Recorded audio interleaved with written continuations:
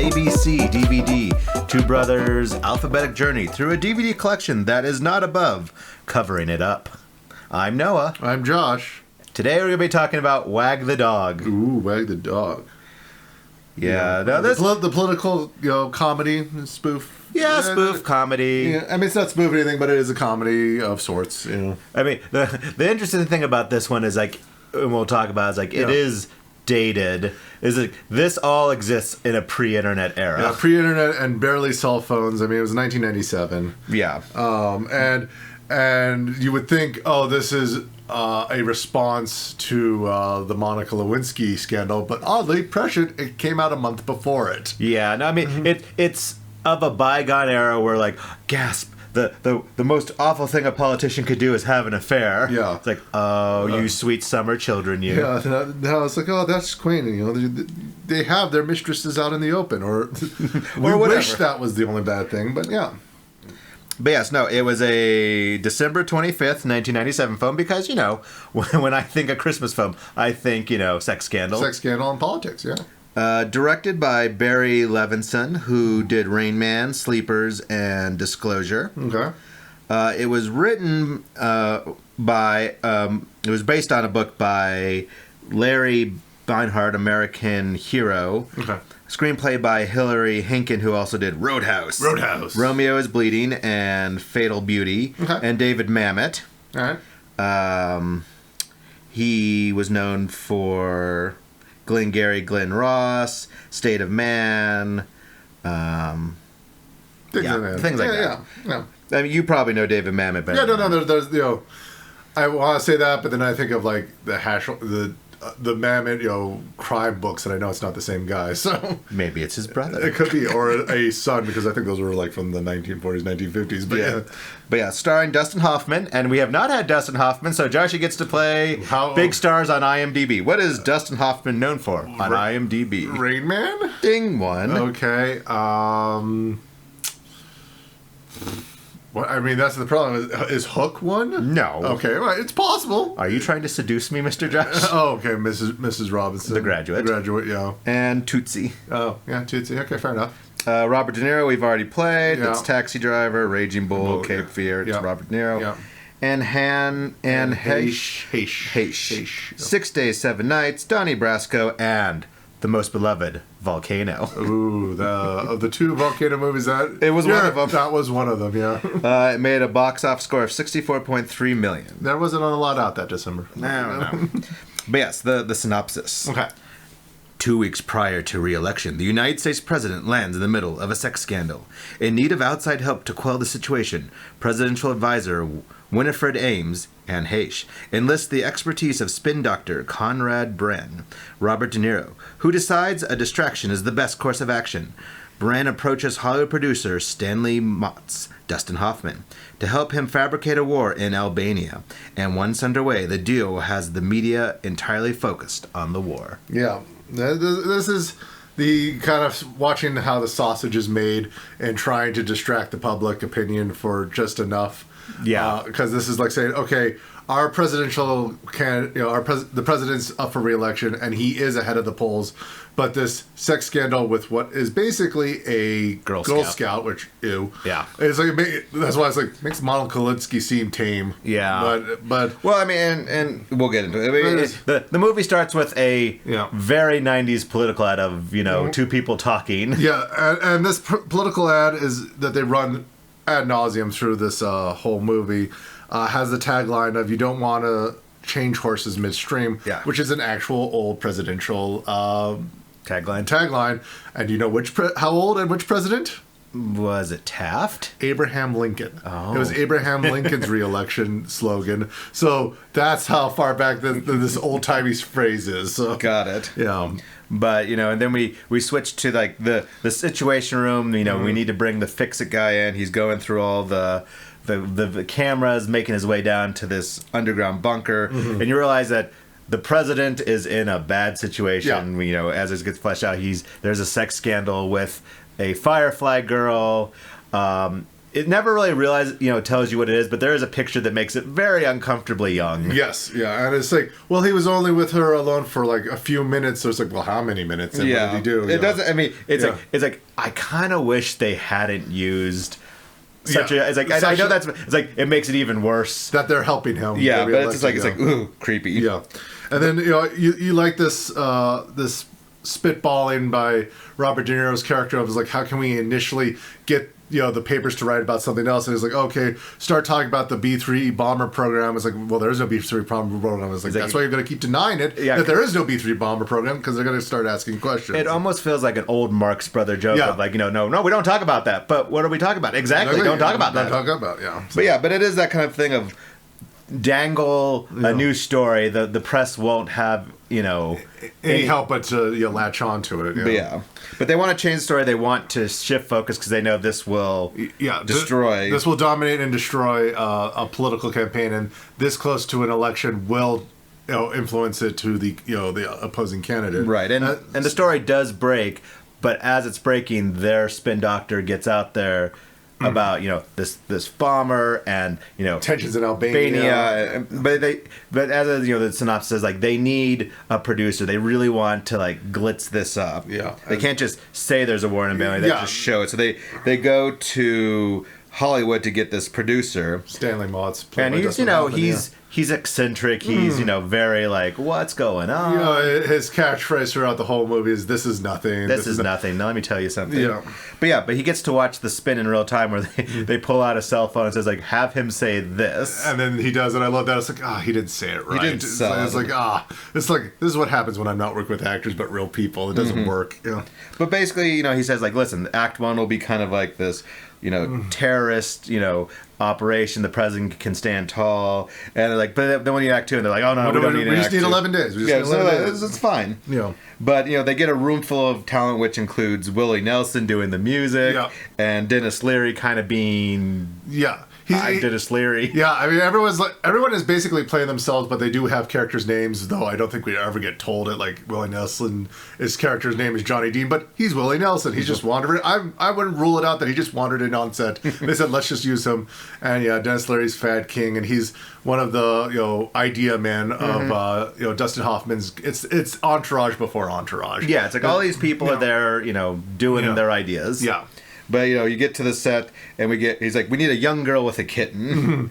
Yeah, because they want us. They joked about, what do you know about the Gulf War? All you know is that there's this shot of a bomb going through a chimney, and it's like, that was a fake shot to sell the war. So we need a fake shot. Yeah, of a young girl with a kitten. A young girl with a kitten. And it's like, and I love. I mean, the line that made me laugh. It's like, because I am watching this like 30 years later. Because we were young when is Willie Nelson's like, Albania is really hard to rhyme. Yeah, Albania. Well, that rhymes. Yeah. And then they have random Jim Belushi as an Albanian. Yeah.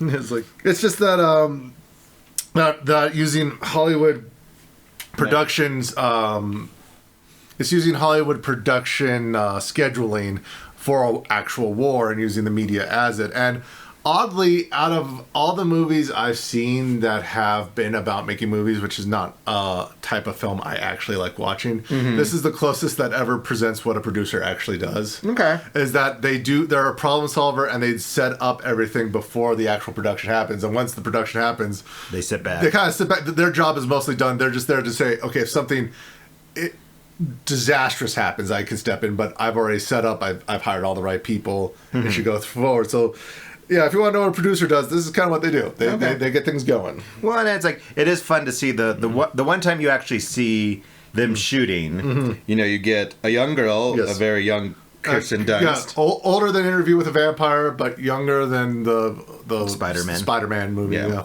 But it's like, they're getting her ready. They're signing contracts. He really wants kittens. They're bringing him dogs. It's like, it is this kind of funny, like you said, watching the sausage get made. Yeah. But I do have to laugh. It's like, well, we don't have a good enough kitten. Hold this bag of chips. A, we need a product placement. And B, we'll fix it in post. Yeah, fix it in post for anyone who's ever been on a film set is like the bane of, we can't make it work, but we'll make it work. And it's like that. No, never say that phrase. That should be your last go thing. And I love the instant CG graphics that did not exist back then. It doesn't exist now It either. barely exists now with AI, but it's like, it would be bad. It's like, but you know what? It's Hollywood magic in Hollywood. We're going to do it. Yeah, push 2 buttons. Look, a whole new scene disappears right for you. Yeah, magic button. So... But yeah, no, it's like, but they shoot it, you know, they put it up on the newses, everyone eats it up. Yeah. But the CIA Yes. kind of gets wind of this, saying like, listen, we've got all these spy satellites and contacts, and there is no war in Albania. We know for 100% there's no war. We got to deal something about this. Yeah, but Robert De Niro, being the spin doctor, is able to spin his way out of confrontation with this agent, saying, well, if your satellites don't see this war, there must be something wrong with the satellites. Yeah, I mean, I love this scene because it shows Anne Heche like freaking out, thinking she's going to jail, she's going to be taken away from her kids, and Robert De Niro's just going, you know what, the public and the nation knows that there's a war, and if you say there isn't one, and they see it, they know you're a liar, that you're worthless, and that you shouldn't have your job. And, but they get out of it, and you know, you get to go to the recording studio where you get the song, which is very reminiscent of "We Are the World" in the early '90s, where you get a bunch of celebrities together to sing a song, just holding microphone headphones to their ears, and they sing in a big room. But the war was canceled. Yes, Senator Nelson, who is the opponent to the president, basically ends the war saying, "No, the CIA has informed me the war's over," and so. As they turn, they're like, no, we now need an act 2. Yeah. And he goes, you know, as they're saying, it's like, oh no, a serviceman got left behind. Of course we have to have an act 2. There's a hero who's been left behind. We had a war without a hero. What was wrong with us? But it's like, no, the hero is of the 303, which I appreciate 303. It's a Colorado reference. It's a Colorado reference. But I also appreciate of how they came across that number. Because there's like, we need him to be part of some unit. Hey, what time is it right now? 3:03 in the morning. Okay, he's unit 303. A lot of decisions and scripts get made that way of, we just need something. Just throw a number. Just throw a number. It's like, I mean, I know, like, I think a game studio just went to a roulette wheel and said, whatever number it is, that's what our, so it's like black 22 or something like that. But I mean, it is like they get a picture of, a guy named Schumann. Yeah. It's like there's Morse code on his sweater saying "Courage, Mom." It's like there is a level where it's like the ridiculousness gets so spun out. You're like, how is this? Yeah, still being swallowed. It is one of those ridiculous things. Like the lie gets bigger and bigger, and the more you have to cover. Yeah, and it's like, we just need the 11 days, but everything, Jill, just that consequence of errors just keeps following it. It's like, and you still have to like pick up the pieces and let the production go on. Another thing that happens in a lot of film productions of, this wasn't the plan, but this is what we got, so we got to keep moving forward. But so they, they're out there like, okay, we're gonna sell this shoe, we're gonna make an old timey song, we're gonna go out there and throw shoes up, and it's like, and I have to laugh. It's like, this is something that has gone viral before viral videos, are existing. You got videos of like kids throwing shoes on in solidarity for this moment, and they're smiling because they didn't plan that. That shows that their plan is working. But I do love the speech to bring home. He says, it's like, the president doesn't want to say it, and it's like, you know what? Give me 30 secretaries from the White House in one room, and I'm gonna prove to him that we need to to tell the speech.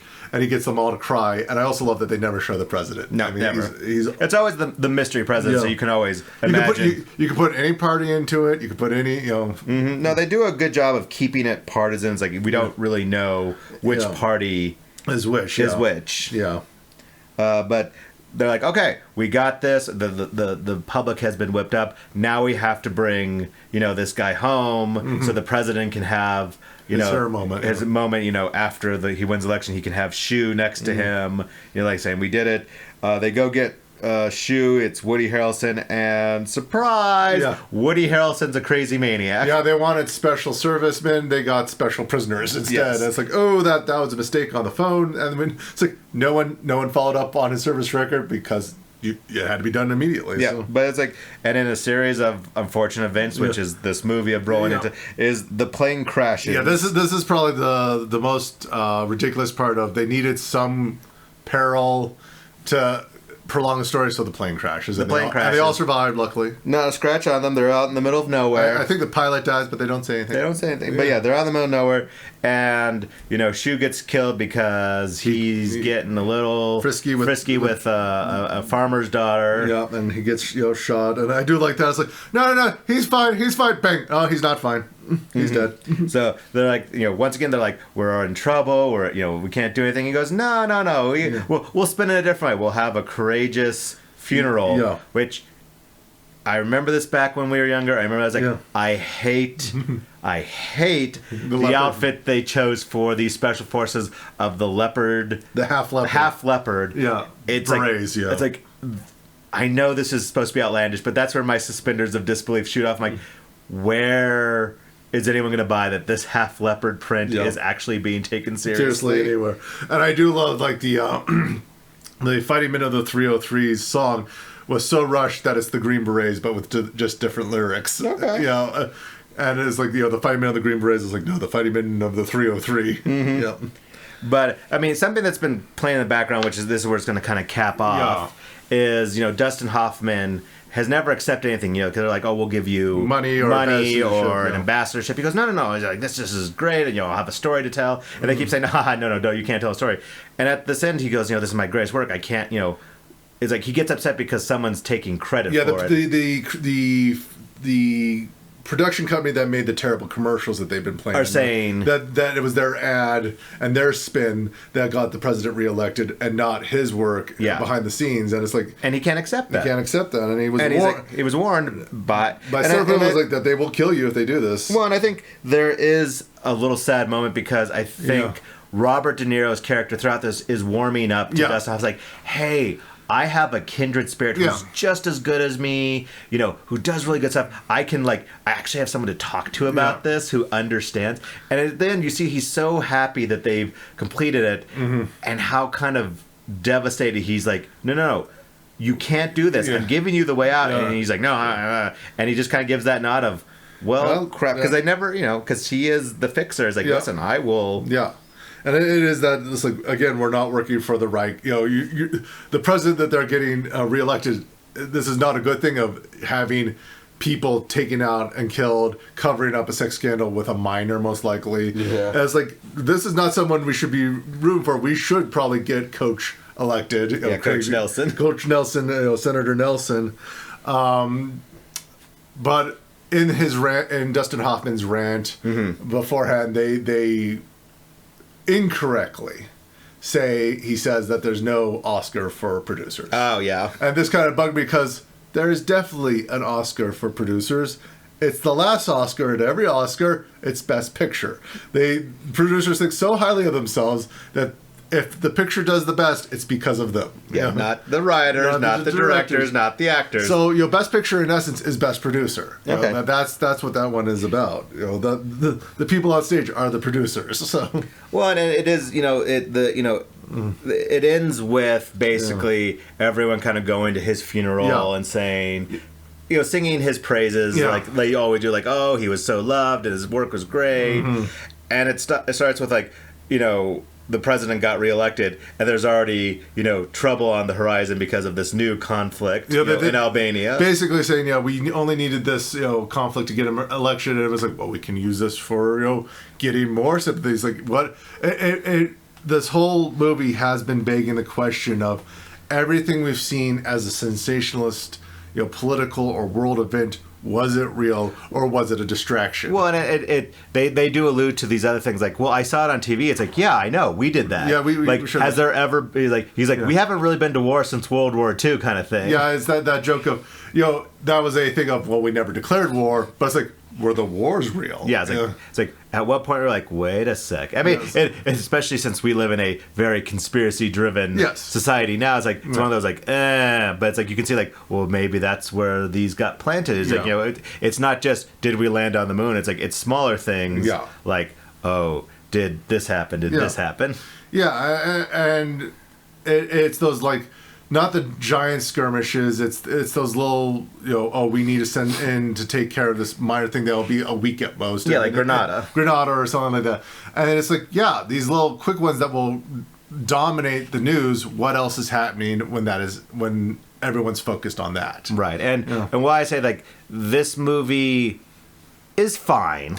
Yeah, it's dated because you have to put yourself back in the mindset of a pre-internet, pre-24-hour news network kind of society where it's like, no, you got your news and you accepted it, and they didn't have enough, like, reporters didn't have enough time to go figure out if something happened in Albania, whereas today it's like, no, you just click, you would have someone on, someone there, their cell phone there. It's like, nothing's happening here. And that's the thing. I remember watching the theaters and enjoying it somewhat as a kid, and now rewatching, I enjoyed it differently because I'm an adult who understands the political landscape, but it is definitely long in the tooth of, none of this is probable or possible. I know that actual conspiracies cannot stay hidden. There's like a mathematical formula to say the amount of people it takes to keep conspiracy shortens is a half-life for each conspiracy. It's like, well, I mean, it's the old joke that, as we all think this is about the Monica Lewinsky's, like, there was 2 people involved with that, and that didn't stay a secret, let alone a whole production company. And that's to say that the government doesn't have conspiracies. We know from countless examples that they have done terrible things. But the fact that we know that they've done terrible things means that they don't, it doesn't stay secret. Doesn't stay secret. I mean, there's a Ron Funches stand-up comedy that line was like, if you don't believe in any conspiracy theory, that's a bold stance to take, because you just believe the government's telling you the truth all the time? I mean, I have one kid and I lie to him all the time. It's true. Yeah. But so I mean, it's like, I feel like there are better movies in the 90s, around political comedies that, I think, like My Fellow Americans. Dave comes to mind as a conspiracy-esque one. Yeah, and it's like, they all dance around the same thing of like, politicians do bad things, but we can make a zany comedy. It's like, and this one is like, at the time, I think it thought it was smart, but you look at it from the gaze of, from the future back. It's like, it just doesn't work as well for me. And it's filmed fine. It's kind of like handheld, quick zooms, you're part of the conversation. And it reminded me that they were trying to emulate Robert Altman films. And he's famous for like the MASH movie. Okay. Robert Altman's very well known for having 2 sets of conversations going on at the exact same time. Okay. So you have to focus on who you want to pay attention to the scene. Now, this movie doesn't have people talking over each other that much, but there's that, they're talking louder, they're talking softer, and we can still kind of hear everyone, but you got to focus on what you want to hear. And so it's like, okay, this is Altman-esque, but not as clever. Yeah. And I think it is the first time Robert De Niro kind of dipped his toe into comedy, that he would go full hog in later as time goes on. But this was like his first, I don't want to be a gangster. I don't want to be in a drama. I want to be somewhat tongue-in-cheek. Yeah, a little lighthearted. Yeah. And I think this might have been where Spin Doctor kind of gets more into the zeitgeist of the general public, that there are people out there whose job it is to kind of make the story the way they want. And kind of people are like a little more cynical about their politicians, even more so. Yeah. But like, there's a whole new level of gamemanship going on. Yeah. But yeah, I mean, it's just those. There's groups of people out there that just need to, tell you what to do and to get your influence. Yeah, and when you tell people what to do and you try to put them in a corner, that makes them angry, and then you get different groups fighting each other, like the G-Men or the X-Men. Oh, I helped you on that one. I know This is a terrible transition. This is terrible. Let's hop on our segues and go to a different movie. But yeah, so next week will be X-Men, the original X-Men. Yes. Not any of the other spin-offs with taglines. It's just X-Men. Yeah.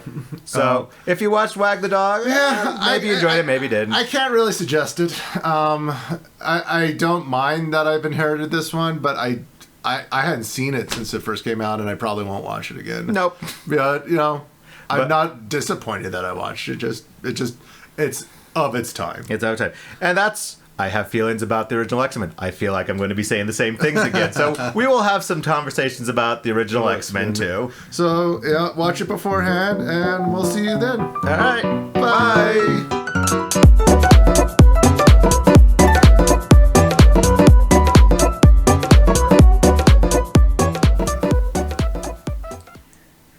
Make it the meatballs. They feel real. Go flip, flip, flip, flip, flip, flip, flip, flip, flip.